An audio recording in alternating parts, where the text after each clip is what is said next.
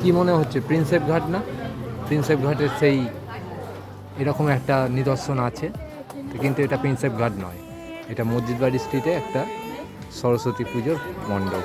দেখুন কি সুন্দর তাদের চিন্তাভাবনা, কি সুন্দর তাদের ঠাকুর এবং সেই দুর্ধর্ষ প্যান্ডেলটা পুরোটাই শোলা দিয়ে নির্মিত এবং খুবই সুন্দর দেখতে লাগছে মাকে, তাই আপনাদের সামনে তুলে ধরলাম। অপূর্ব প্যান্ডেলটাই হয়েছে, তাই দেখালাম আপনাদের।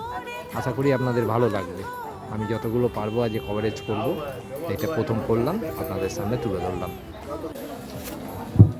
এটা আমাদের হাতিবাগান বাজারে রেডিমেড পটি পূজা, তাদের লাইটিং,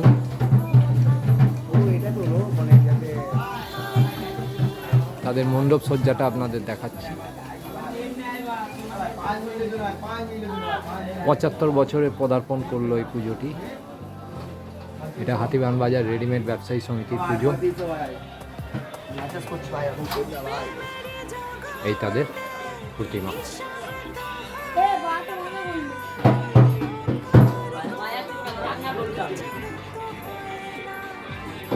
এবছরে 75 বছরে পূর্ণ করলো এই পুজোটি।